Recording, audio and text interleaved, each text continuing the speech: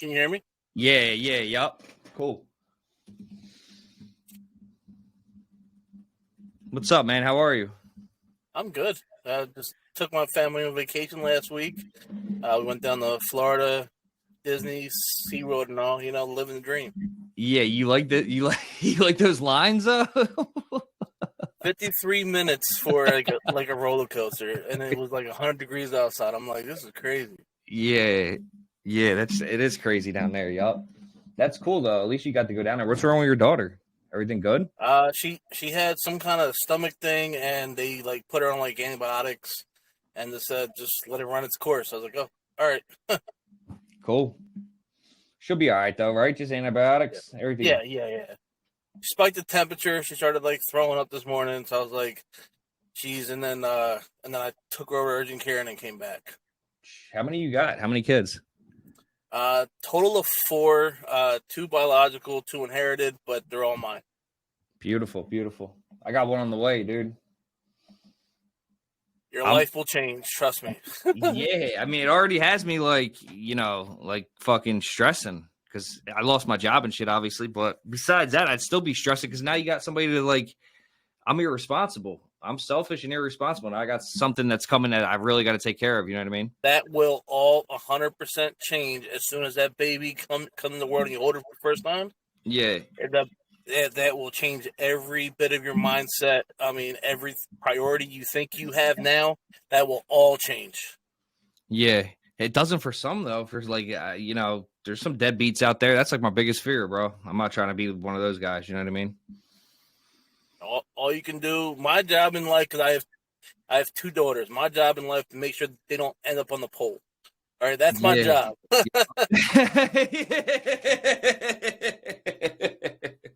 Yup.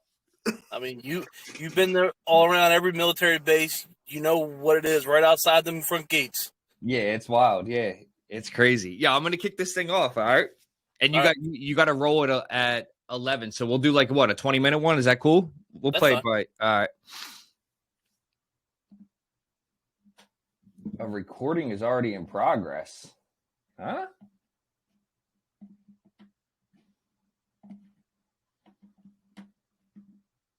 It's just not recording as far as I know. Huh. Recording's already in progress. That's odd. As you can tell, I'm not too prepared, Chris. You know what I mean? That's all right. Fuck. What the fuck would be recording in you know what? Let me check Google, the other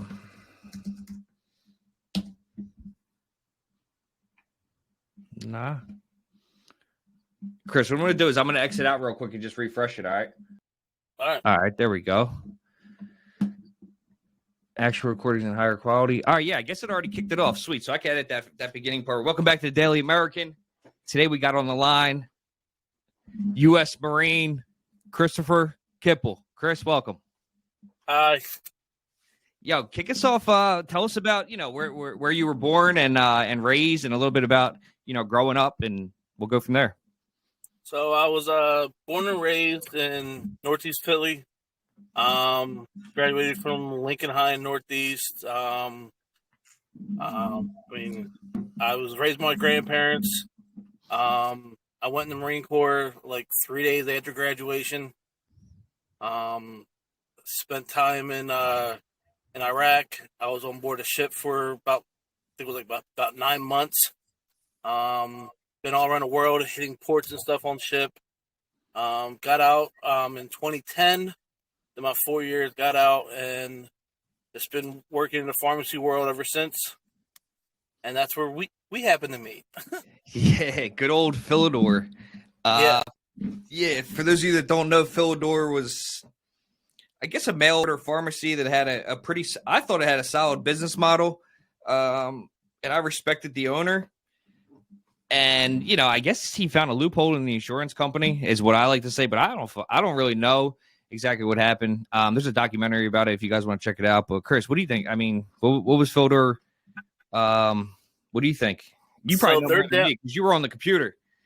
Yeah, their downfall was the fact that they were like sending out all these brand name meds to people that didn't even want the medication and go to the insurance. Well, we sent the med, so now you guys got to pay us now. And people were complaining and all that good stuff. So that started to catch on. And the fact that they were so if you were stationed out of the PA store, we had all the different stores around the country.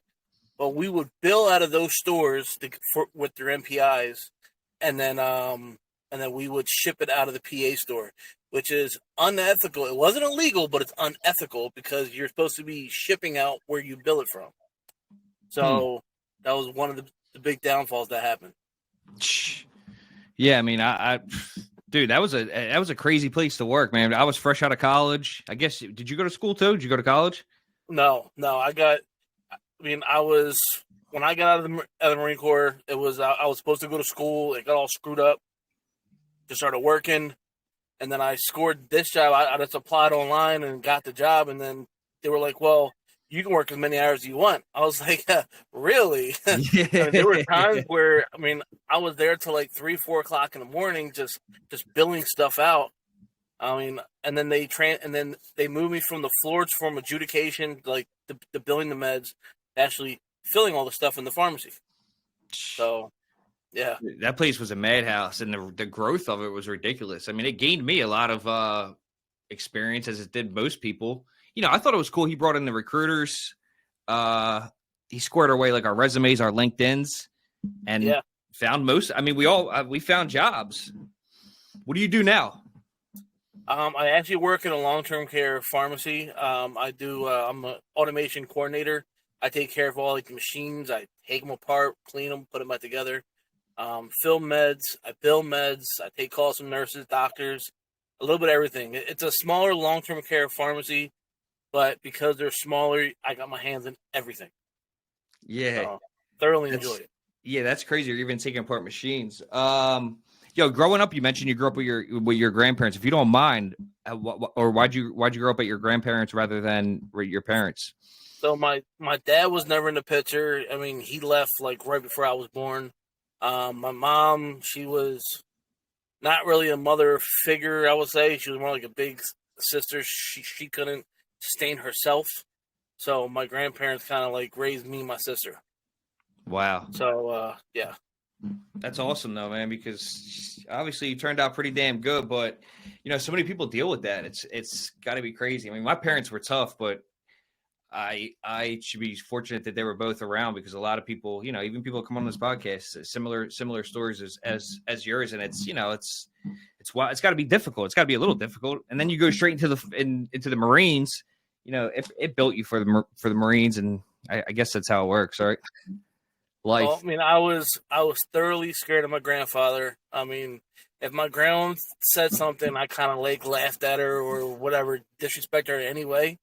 If he stood up, I was running. Like, no matter how big I was. I mean, I played football in high school.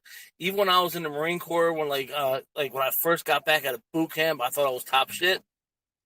Well, I said something wrong to my grandmother, and he kind of put his forearm into my throat and posted me up against the wall and said, "If you ever talk to your grandmother like that, I'm gonna fucking kill you." So I was like, "Oh, yes, sir." Yeah, he sounds like a badass. And then growing up in the Northeast, that was probably a challenge of its own as well, right? Because it's tough down there in Philly. It's not just your typical suburbia lifestyle. I mean, it's what I grew up with. It's what I know. I mean, I actually live in like the suburbs now, Levittown. So now that I'm like, now I'm in the suburb life. It's like I can see like just everything changes. I was okay with living down there. I mean, I still want to live in the city. I thoroughly enjoy the city life. But my girl was like, "You're not raising my kids in the city." So I was like, "Oh, okay." So so my trade-off was live right outside the city. I mean, I still go to the city, get my hair cut, chill with the boys, do whatever. So yeah, that's all. You still got your freedom, dude. You still got your homies down in the hood. Yeah. Well, what was I gonna say, Chris? What are some of your hobbies? What do you guys do, you and your boys? So, I mean, I'll be honest. I don't really party anymore. I barely even drink anymore. I mean, I drink probably like twice a year. So me and my buddy about 5 years ago, we actually started a moving company, C&T Moving. I mean, it's been going good for the last couple years. I mean, my buddy works full time. He's a labor for the union. I work full time at the pharmacy. So nights and weekends, we're always moving, always hustling. So past that, I mean, I really don't do anything but spend time with my family and work. Yeah, man, you're out there getting it, dude. Working all day. What do you work, 40 a week, and then you just work at nights and on the weekends most of the time? At least 40. I mean, I still do overtime. I mean, I come in early, stay late, and then at nights, like during the week, I do like all the small stuff, like a pickup job, like I got to pick up a mattress or a couch or something and drop it off. The weekends, I do like full house moves, apartment moves, stuff like that. I mean, look, it's great side money. Me and my partner got a business license through it, and also, I mean, we're legit. I mean, it's good side money. And then on top of that, we got our full-time jobs, and I mean, I'm not gonna say we're doing okay. I mean, yeah, that's all that matters. How many is it? Just you two that handle the bigger moves as well? I mean, I do have a couple side guys that come and help. But other than that, if it's just like an apartment, it's me and him. Yeah, I used to work for a moving company, Hughes, back in the day before I joined the service, and it was yeah, it's tough work. I remember one time, dude, this scumbag truck driver, because you get assigned to these truck drivers, these CDL drivers, and they don't move anything. They literally just drive you there. And then you say I was moving like Westchester University with some guys or something like that. He's supposed to pay you at the end of the night. This one guy tried to like jip me like a crazy amount of money, and like he basically did. Like he pretty much like punked me. I was like 17 years old. You know what I mean? This is some big ass dude. I freaked on him, but like, what am I gonna do? Like, you know, he's truck driver. I'm a fucking skinny ass little kid fresh out of high school. Like, he's a grown ass man. You're a kid. He's trying to take advantage and keep money for himself. Yo, exactly what he did. But the bottom line is that work, it's tough work, especially when you're doing whole houses and shit. And you know, you got to know what you're doing too, because you're dealing with a bunch of valuables. Yeah, it's good that you're licensed. The Marine Corps taught me how to pack shit right. Yeah, I bet. You know what though, Chris? I got this website up for this podcast, and one of my ideas is for veterans or any business owners, pretty much, definitely veterans who come on. When I release your episode, if you want, I'll throw your business up on my website to get it. So do you have, even if you don't have do you have a website? I got a Facebook page. Okay, so you got a Facebook page. That's cool as well. And then you got business cards, obviously, right? Yeah. Cool. So I'll throw your business card up there so people will be able to get your number. And, you know, if anybody Googles, not only will your Facebook page come up, but probably my website will come up. They'll be able to, you know, whatever, moving company local. So it'll be good advertisement if you want. We'll do that for you. Hey, that's fine. We can work something on the back end. Yeah, no, I'm not even worried about the back end. I might even get you on a move with me. Yo, you already know I know what I'm doing. You just need those blankets. So now you're about to head into where's the office at right now for the pharmaceutical long-term facility care? Feasterville Trevose, the Neshami Interplex. Gotcha. So you'll be in there until when? Like 7 o'clock, and then 8, 9. I don't know. That's crazy. So the wife, she holds down. How old are your kids actually? The oldest is 16, 14, and then my two are 8 and 3. Spread out. Yeah. Seems like evenly though. Do the older ones babysit the younger ones? Try not to. I mean, there's a couple times where they had to, but try not to. I mean, my girl works at a warehouse. She's like a warehouse manager. She starts work at like 5 a.m. and she gets off about 2. So I drop the kids off at grandmom's house, or like the babysitter for like a couple hours, and then I go on to work. So it works out. I drop the kids off in the morning to like the bus stops and stuff. So, you know, doing the whole dad suburban thing. Yeah, that's crazy, man. That's a lot. That's it's a lot. You got the kids, you got small business, and you're working over 40 a week. Fuck, I got no excuses not to get after a little bit harder, you know? Look, the funny part is we started the moving thing from nothing. Like we just started my girl's mom was like, "Hey, you got a truck, you don't drive it at all. So I mean, this person needs this picked up, this person needs this." It was at the end of COVID where everybody had all this money and they're spending all this stuff. So I was like, so we started it then, and then from there it just like one after the other, after the other, after the other. I'm like, oh, geez, and then we were like, well, hey, we can move into apartment moves, like do smaller stuff. So I mean, then we started to do houses, apartments, and we've been to Ohio, Virginia, New York, Jersey, Damn, yeah, you moving. name it. Yeah. Yeah, now what do you does anybody do you or your partner have their CDL? Like do you need a giant tractor trailer for some of No. these moves? Okay. Nope. So if you go to like Penske, they have like huge trucks that you don't need a CDL to drive. It's like Damn. just a step down from the CDL. Yeah, okay. Damn, so that's how you guys do it. That's pretty awesome.